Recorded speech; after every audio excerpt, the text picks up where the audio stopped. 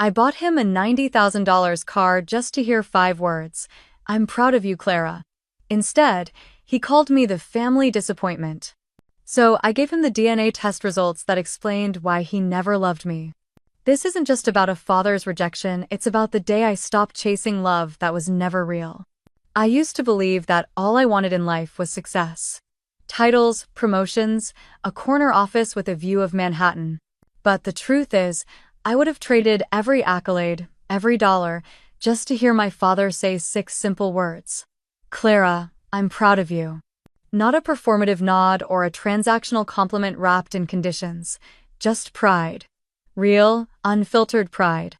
The kind that wraps around your shoulders like a warm coat that tells you, without question, you belong. But I never heard those words. At 33, I was a senior portfolio strategist at one of the most competitive investment firms in New York City. My recent promotion had made headlines in our industry newsletter. People called me brilliant, unstoppable, a rising star. Yet none of it mattered, not really. Because when your worth has been calibrated since childhood by one man's elusive approval, even your biggest victories echo hollow. I stood in my Manhattan apartment, suitcase half-packed on the bed, and stared at the small black envelope sitting atop my dresser. Inside, it was the key to a brand new BMW 7 Series. Black sapphire metallic, full leather interior, with every upgrade my father had once admired in hushed tones at a country club event. It had taken nearly half my annual bonus, but I hadn't blinked. To anyone else, it was an extravagant gift. To me, it was a final Hail Mary. Father's Day was approaching, and with it, the annual Monroe family reunion in suburban Virginia. Every June, my father, David Monroe, hosted what could only be described as a hybrid between a gala and a tribal ceremony. It was more than a dinner, it was a legacy showcase. My father was a real estate mogul, a self-made empire builder with a spine of steel and a voice that turned conference rooms into confessionals. To the world, he was admirable. To his inner circle, he was commanding. To his children, he was something else entirely. My brother Logan had followed in his footsteps. Stanford MBA, real estate firm partner by 30, the kind of son who made David puff his chest at country club brunches. I had taken a different path. Finance, not real estate. New York, not Virginia. Investment banking instead of construction deals. It was success, yes, but the wrong flavor. That was the story of my life. Right achievement, wrong script. I zipped up my suitcase and glanced around the room, wondering why I felt like I was preparing for a trial instead of a family celebration. The answer, of course, was buried in decades of micro-rejections. When I made honor roll in high school, he asked why I didn't win the science fair. When I got a full ride to NYU, he asked why I didn't choose UVA like Logan. When I landed my first 6-figure job, he called it play money compared to owning tangible assets. The higher I climbed, the more inventive his dismissals became. Even now, with my name on a glass office door and a team of 12 reporting to me, I still felt like a little girl in patent leather shoes holding up a perfect report card to a man who barely looked up. I picked up the envelope. The key weighed more than it should. I imagined placing it in his hand, imagined the flicker of surprise on his face the moment he realized this wasn't just a gift, it was a plea. A transaction, yes, but one where I was bartering material for meaning. What would he say? I didn't expect tears. My father didn't do emotion. But maybe, just maybe, he would place a firm hand on my shoulder and say something like, "You've done well, Clara, I'm proud of the woman you've become." And maybe that would be enough. I walked over to the window and looked out at the city that had shaped me.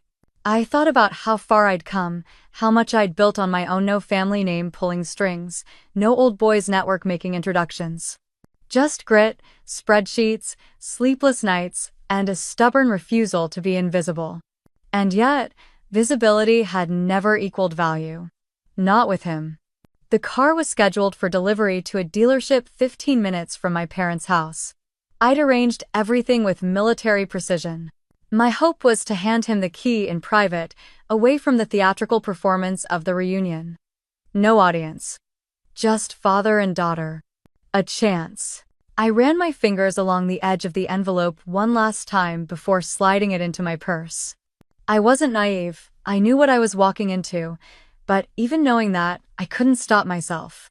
Because when your heart has been trained to see love as something earned, not given, you'll spend a lifetime paying in advance. I turned off the lights, locked the door behind me, and headed to the airport. Somewhere deep inside, a flicker of a child's voice still whispered, "Maybe this time, he'll see me." And that, somehow, was enough to try again. The flight to Virginia felt heavier than the plane itself. Each mile south tugged at the roots I thought I'd severed. But family ties aren't cut with distance, they tangle, tighten, grow thorny. I stepped out of the rental car onto the gravel driveway of my childhood home, a sweeping estate nestled behind iron gates and manicured hedges. The Monroe house wasn't built for comfort, it was built for admiration. White-columned, red-bricked, symmetrical as a magazine spread. A place where everything looked perfect, but nothing ever felt safe. I hadn't even reached the door when it opened. There he stood, David Monroe. My father. He wore what he always wore. A navy blazer, pressed khakis, loafers shined to military standards. His posture was straight, his expression unreadable. His eyes briefly flicked toward the BMW 7 Series parked just behind me, then returned to my face without acknowledgement.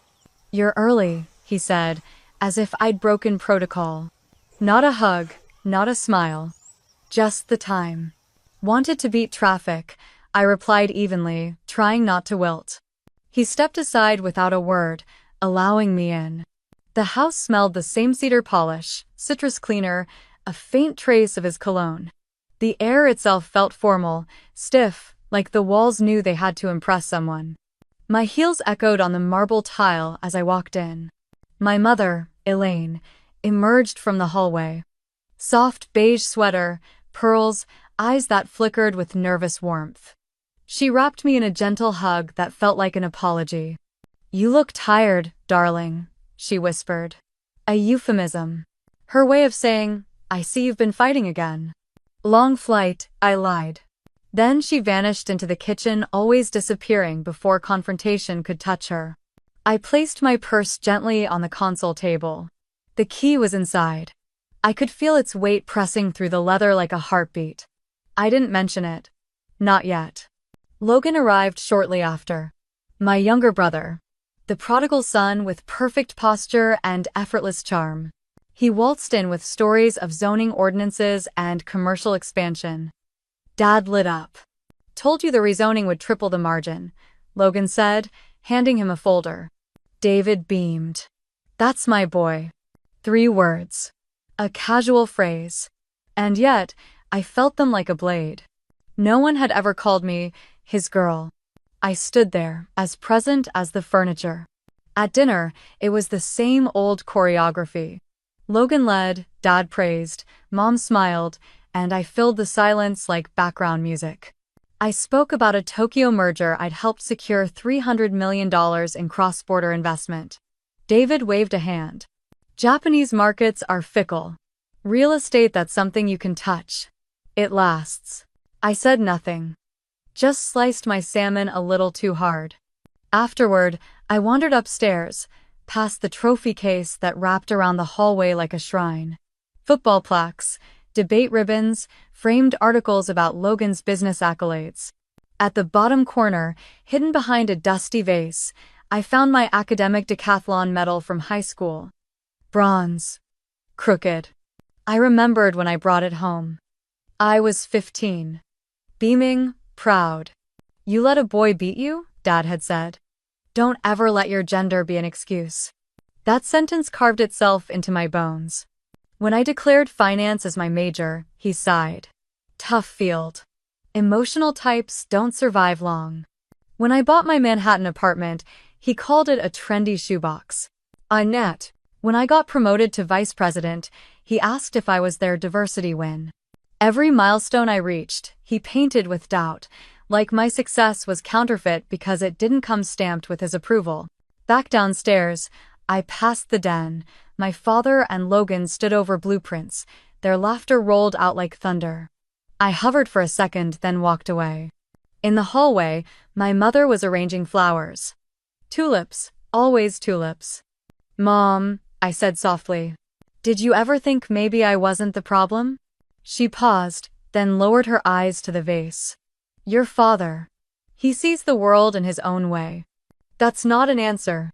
She flinched like I'd slapped her. It was different when we were young, she murmured. I didn't have many choices. You still don't choose now. Her hands trembled slightly. He loves you, Clara. He just doesn't know how to show it. No, Mom, I said, voice low. He doesn't love me. He tolerates me. And only because he has to. She blinked hard. I turned away. Later that night, I sat on the guest bed, staring at the purse on the chair. Inside was a $90,000 gesture. I had imagined the moment 100 times. Me handing him the key. His surprise. His pride. But now? Now I couldn't imagine giving anything to a man who had given me nothing but questions. Why aren't you more like Logan? Why didn't you stay closer? Why aren't you enough? Maybe the better question was, why had I kept trying? The door creaked open. It was my father. He stood there silently for a moment, then said, Don't be late tomorrow, the Stevensons are coming early. That was it. I nodded. He left. I closed the door and leaned against it, heart heavy. Some people return home to rest. I returned home to rebleed. And for the first time, I began to wonder, was I offering a gift to earn love? Or had I been trained, since childhood, to confuse pain with loyalty? The key stayed in my purse that night. But something else began to unlock. The next morning began like every other Monroe family event, formal, efficient, and emotionally sterile. Sunlight filtered through the tall bay windows of the dining room, dancing on polished silverware and white china. The table was set for 20. My father liked numbers.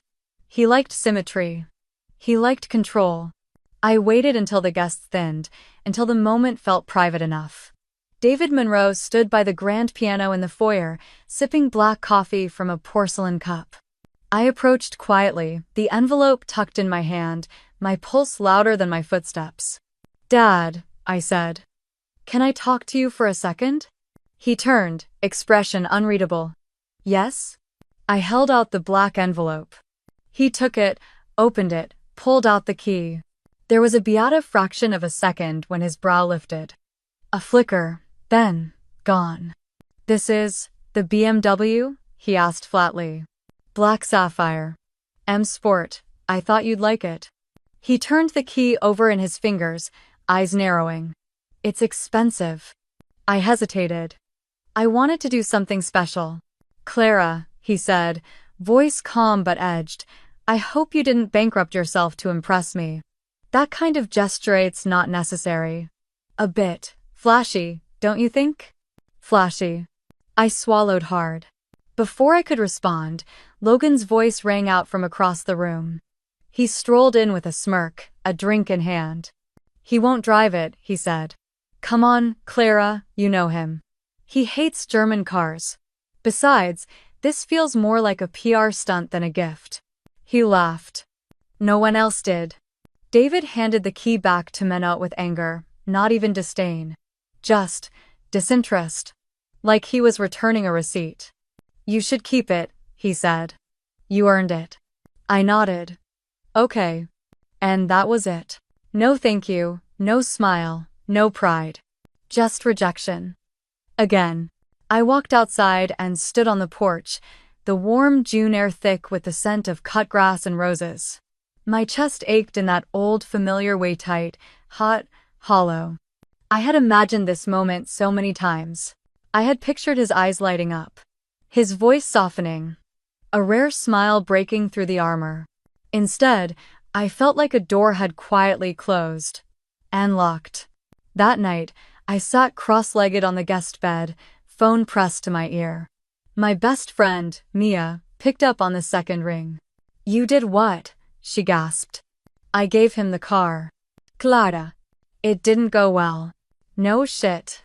I laughed, but it came out brittle. He said it was too flashy. Logan said it was a PR stunt. What did you say? Nothing. Why not? I didn't want to look desperate. Mia was silent for a moment. Clara, you were desperate. I know. Another silence. I'm thinking about taking it back. Do it. But then, it's like admitting it mattered. That I cared what he thought. You do care what he thinks. That's not weakness, that's damage. I closed my eyes. I spent $90,000 on hope. You spent $90,000 on grief. The line went quiet again. She didn't need to say more.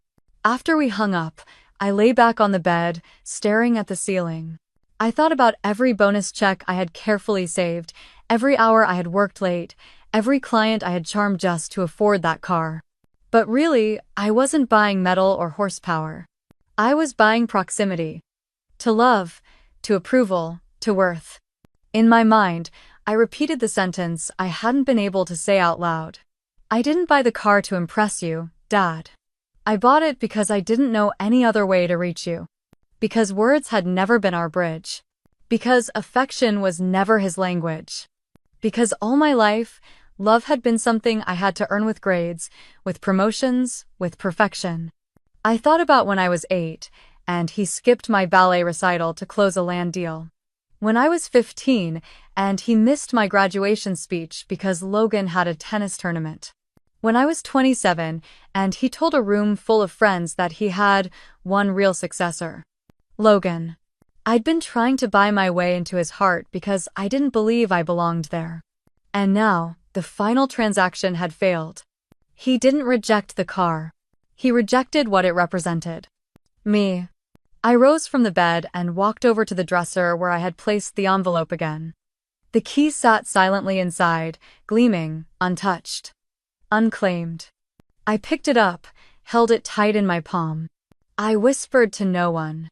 I didn't spend 90 grand on a car, I spent it on a maybe. Oh, why? Maybe he'd see me. Maybe he'd say it. Maybe he'd be proud. But maybe was a child's currency. And I was tired of being a child in my father's house. The envelope had been sitting on my kitchen counter for 3 weeks before I left for Virginia.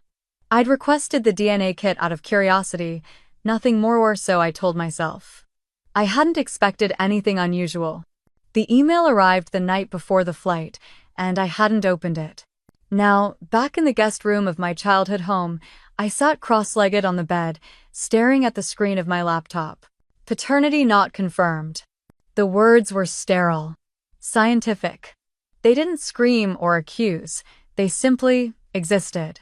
David Monroe was not my biological father. I reread the results 3 times, then closed the laptop. The silence in the room was deafening. Outside, the estate grounds buzzed with early summer crickets and distant laughter from the porch. But inside me, there was a stillness I couldn't name. Not shock. Not sorrow. Something colder. Something older. It wasn't grief, it was confirmation. My whole life, I'd tried to earn a place that was never mine to begin with. At first, I did nothing. I didn't cry, I didn't call anyone.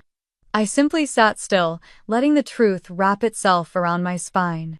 Then the memories started coming faint, sharp, painful. I remembered being 5 and offering David a crayon drawing that said, "Best Daddy." He'd looked at it, nodded, and said, "Next time, stay inside the lines." I remembered being 10, sick with the flu, asking him to stay home from work. He'd replied, "Meetings don't stop because you have a fever." I remembered being 14 and writing him a letter I never sent. A letter I'd stuffed into a shoebox under my bed. A letter that began, "I don't know what I did wrong, but I want you to see me." On. I rose slowly and walked over to the closet, heart pounding. The shoebox was still there, absurdly intact after nearly 2 decades. Inside, old birthday cards, friendship bracelets, and that letter folded carefully in pink-lined paper, written in my rounded teenage scrawl. I unfolded it with trembling hands. "Dear Dad, I know I'm not like Logan. I'm not good at sports, I don't like talking in front of people. But I work really hard. I try to be good. I try to make you proud. Sometimes I think maybe you don't see me. But I see you. I see how you smile at Logan and ask him about his games. I see how you pat his shoulder. I wish you would do that to me just once. I don't need a trophy or a speech. I just want you to like me. Love. Clara. Reading it as an adult was like looking through a window into a wound that never closed. That girl had begged for attention with the quiet desperation of someone who already knew it wouldn't come. I sat on the floor and pressed the letter to my chest. And then I wept not for the lie, but for the years I had spent trying to make a lie feel like home. Eventually, the tears dried into something more jagged. Anger. But it wasn't the raw, childish anger of being unloved. It was the sharp clarity of someone who realized they had been manipulated. Because now, with this truth in hand, I saw it all differently. David hadn't just been cold, he'd been calculating. He must have known. My mother must have told him, or he must have suspected. How else do you explain that level of distance? That mechanical brand of tolerance disguised as fatherhood? He hadn't failed to love me by accident. He had withheld it intentionally, systematically, as if I were a guest overstaying my welcome. This wasn't about biology, it was about control. And I'd spent 3 decades trying to earn a love that had been withheld not because I wasn't enough but because I wasn't his. The thought made me dizzy. I stood, paced the room, then returned to the laptop. I pulled up the DNA report again. No matches to David's lineage. But one unexpected name. Thomas Keller. 61. Lives in Chicago. A high genetic probability. A biological parent. I closed the laptop. My heart was racing, but not from fear, from liberation. For the first time, the rejection didn't feel personal. It felt strategic. And suddenly, I wasn't a broken daughter. I was a woman who had been lied to. The next morning, I sat across from my mother in the sunroom. She was stirring cream into her tea, eyes fixed on the garden. I watched her for a moment, wondering what version of the truth she had carried all these years. "Mom," I said quietly. "Can I ask you something personal?" Her hand paused mid-stir. "Of course. Is David my father?" The spoon clinked softly against the china. She didn't look at me. She didn't ask what I meant. She didn't pretend to misunderstand. Instead, she set the cup down gently and pressed a hand to her chest. "I was young," she whispered. "And scared." I said nothing. Let her fill the silence with what needed to be said. I met Thomas at university. He was kind, brilliant, a little wild. We weren't careful, and then David proposed. My parents adored him. They said marrying into the Monroe family would secure everything. "So you married him? Pregnant?" She nodded, eyes brimming. "He knew, but he said he'd raise you as his own, as long as it never came up again." I leaned back. The air between us was different now, thinner, sharper. "Why didn't you tell me?" Her lip trembled. "Because I thought he'd come around. That maybe one day, he'd see you like he saw Logan." But he didn't. "No," she said, voice cracking. "He didn't."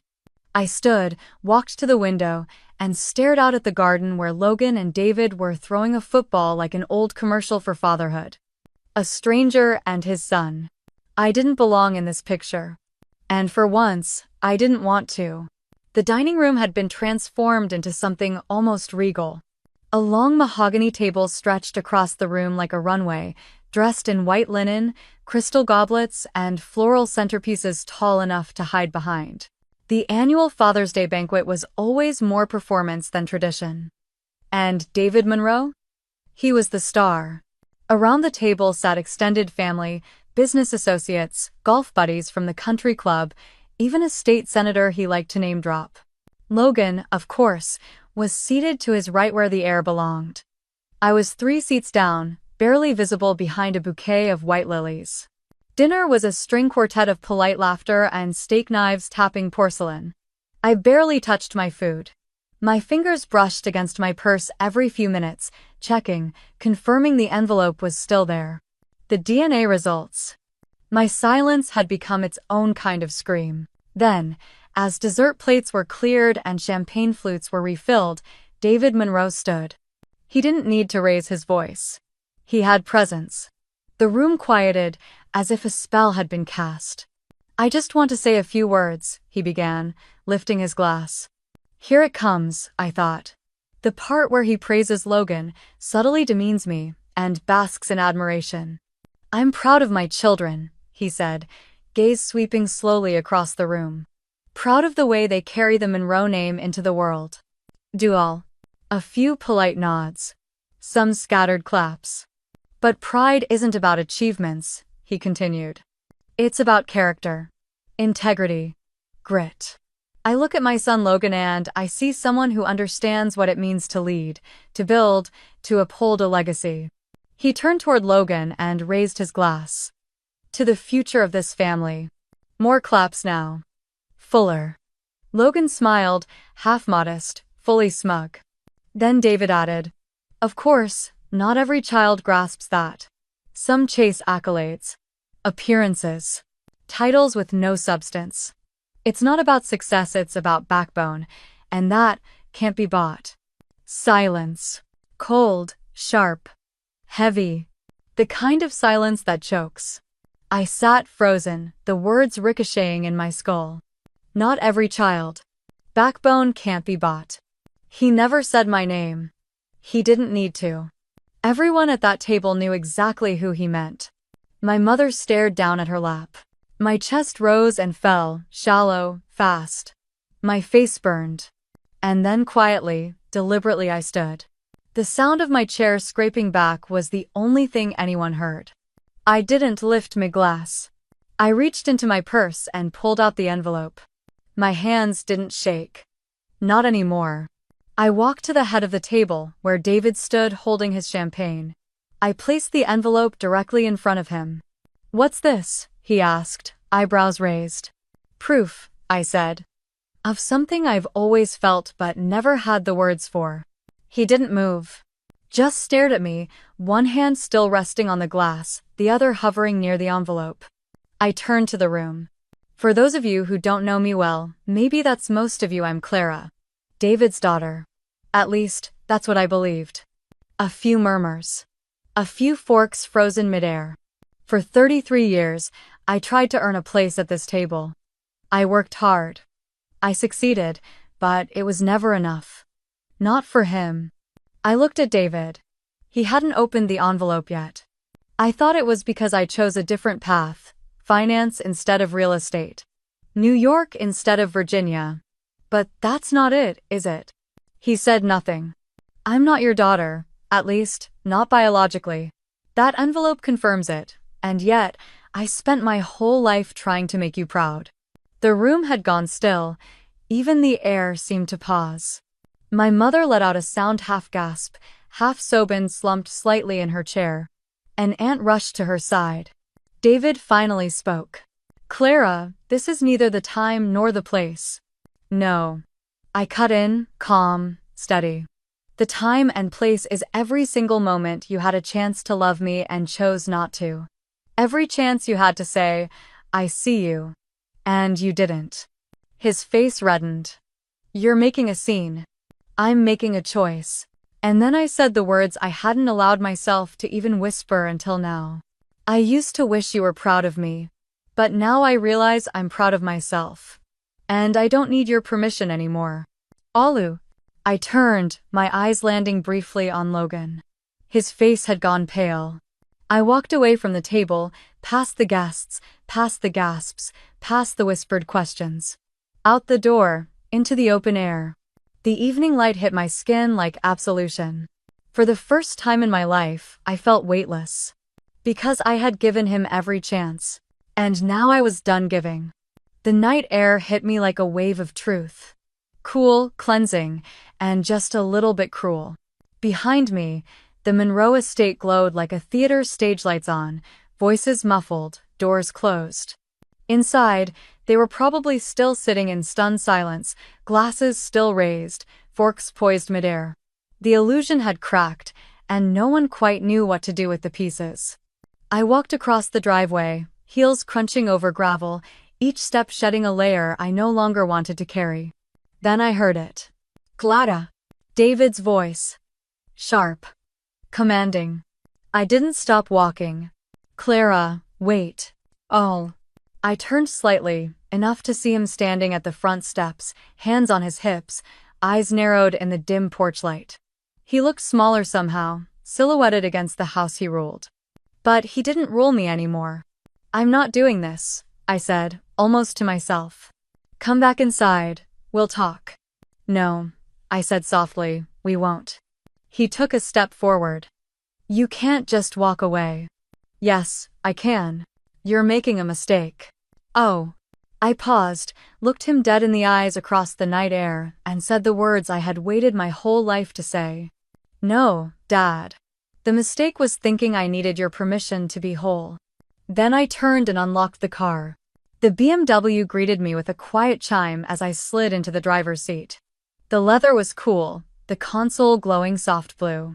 I took a breath, placed both hands on the wheel, and started the engine. The sound of it was beautiful. I pulled out slowly, not in a rush. The long driveway curved past manicured hedges and marble statues, like a corridor designed to make you feel small. But I didn't feel small anymore. As I turned onto the main road, the house disappeared behind me in the rearview mirror. I watched it shrink and dissolve into the darkness, a castle made of expectations and silence. Gone. The farther I drove, the more the tension in my body began to unravel. My jaw loosened. My shoulders sank back. My lungs remembered how to breathe. And then it hit me. The strangest thing. Relief. Not the triumph I thought I might feel. Not victory or revenge.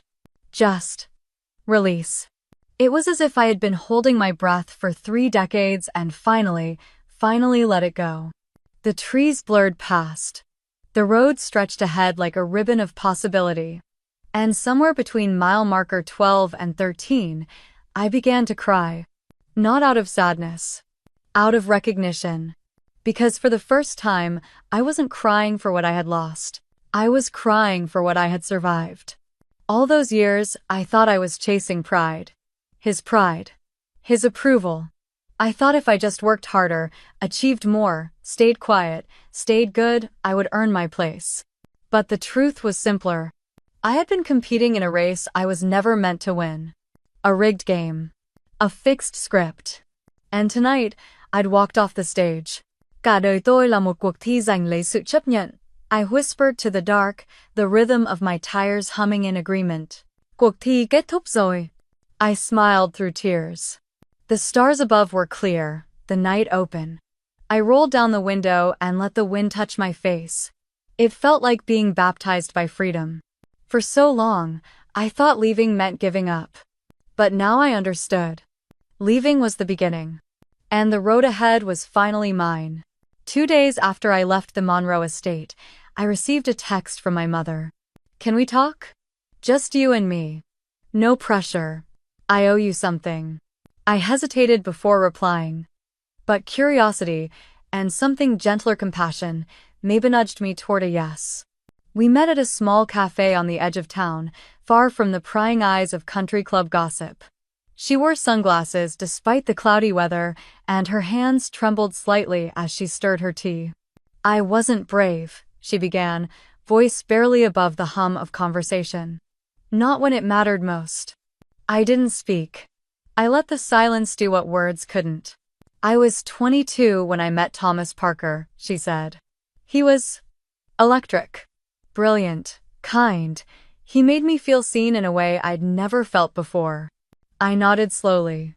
The name matched the DNA report. A match I hadn't told her about yet.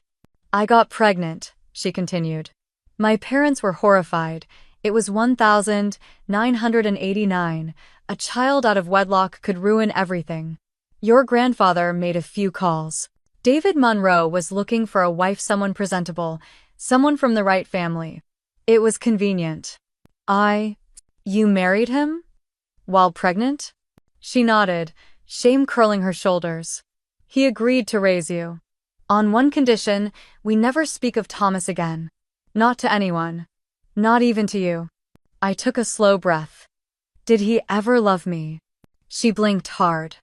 I think he wanted to. But he couldn't separate you from the man he resented. It landed like a cold truth. I had been collateral in someone else's ambition. I'm sorry, she whispered, reaching across the table. I should have told you sooner. You deserve to know where you came from. I didn't pull away. But I didn't lean in either. Later that night, I sat in a quiet hotel room and Googled Thomas Parker, Chicago. It didn't take long. LinkedIn gave me the basics. Mechanical engineer. 61. Illinois Institute of Technology alumnus. Still working. Divorced. A company bio added that he volunteered on weekends teaching robotics to underprivileged teens. He had kind eyes in his photo. Warm, weathered. A face that looked like it had laughed more than it had frowned. I hovered over the message button for an hour. Then I clicked. 2 weeks later, I stood outside a brick house in a quiet neighborhood in northwest Chicago. Tree-lined street. Kids playing basketball down the block. A wind chime danced lazily in the breeze. Thomas opened the door before I knocked. He looked just like the photo but older, more tired, more real. Clara, he asked. I nodded. Hi. He didn't hug me. Just stepped aside and said, come in. The living room was modest. Bookshelves overflowing. A model airplane on the mantel. 2 cats curled on the windowsill. We sat. 2 strangers. One enormous truth. I didn't know, he said, eyes wet. Not until your message, Elaine, she never told me. I figured. She said she loved me, and then she disappeared. I thought she'd changed her mind. Moved on. I never imagined. He trailed off. You don't owe me anything, I said quickly. I didn't come here for that. Then why did you come?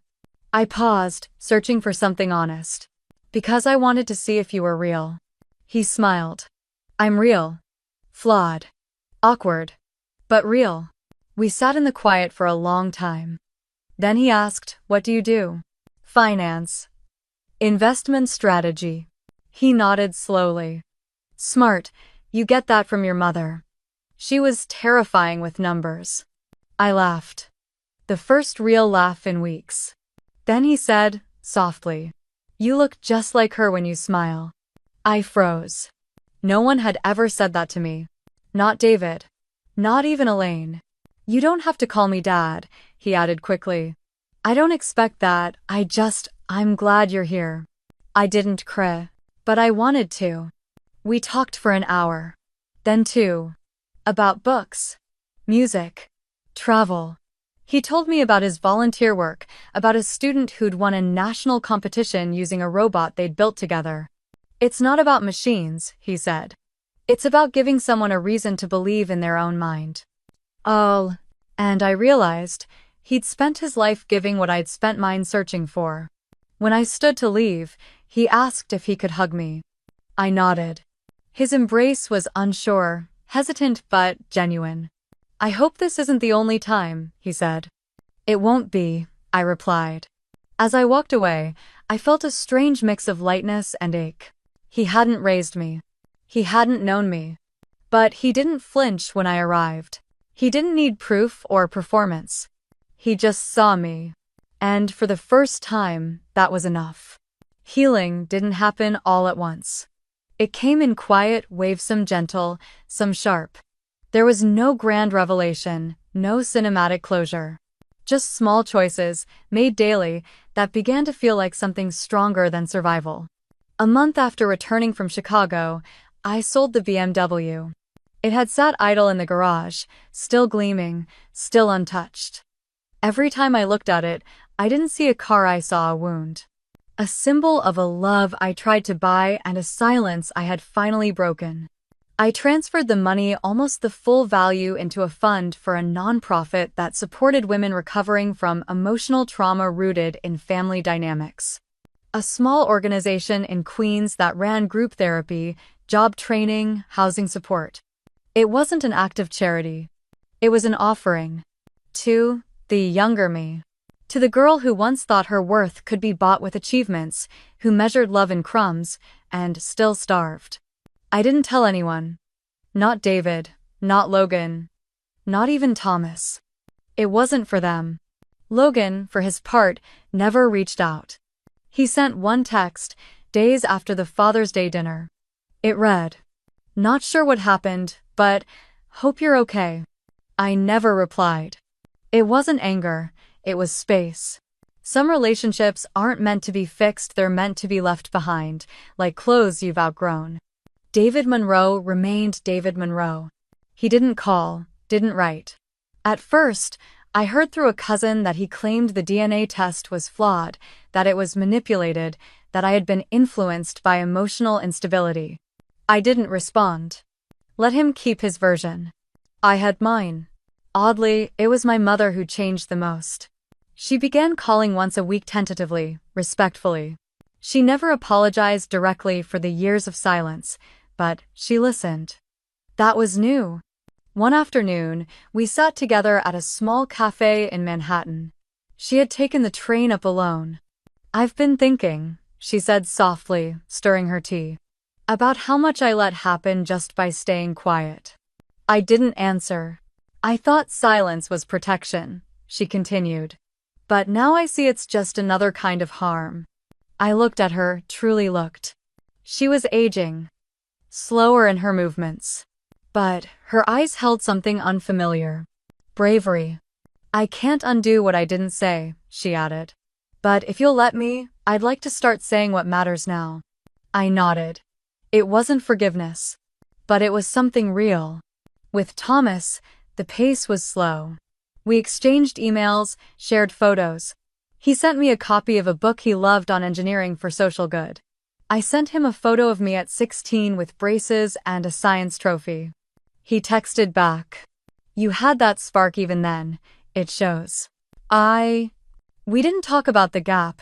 We didn't pretend he'd been there for birthdays or broken hearts. Instead, we spoke of now movies we liked, cities we'd visited, questions about how I liked my coffee. Simple things. Building blocks. He never asked me to call him Dad. I never offered. And yet, there was something undeniably paternal in the way he remembered my favorite color, or how he signed off emails with, "Be safe, kiddo." One afternoon, I visited his workshop. He showed me how to solder a wire into a tiny robot circuit board. "You're a fast learner," he said. I smiled. "Guess I get that from someone." He laughed. And I did, too. It wasn't a second chance. It was a first one finally allowed to happen. As summer gave way to fall, I found myself softer. Less reactive, less eager to prove. I didn't need to be enough anymore. I just needed to be. There were still hard days. Days when old narratives resurfaced, when I heard David's voice in my head questioning my decisions, mocking my achievements. But now, I knew what to say back. "You don't get to narrate my story anymore." It was a Sunday morning in late October, the kind of crisp New York day when the sun slices through the windows just enough to warm the floorboards. I was curled up on the couch with a blanket, my coffee just beginning to cool, when I opened the message. It had come through my inbox tied to the nonprofit I now volunteered with, a quiet role, mostly mentoring women rebuilding their lives after abuse, neglect, or long stretches of emotional silence. Sometimes, I shared pieces of my story. Not the scandalous parts, the honest ones. This message came from a 22-year-old girl named Rachel. A stranger. But her words landed like truth I'd been waiting to hear. "Dear Clara, I watched a video where someone mentioned your story about your father, your DNA test, the car, the toast, everything. I cried for hours. My dad used to call me useless. I believed him. Until I heard how you walked away, not just from a house but from a lie. I left home yesterday. I'm scared. But also free. Thank you for being someone I didn't even know I needed."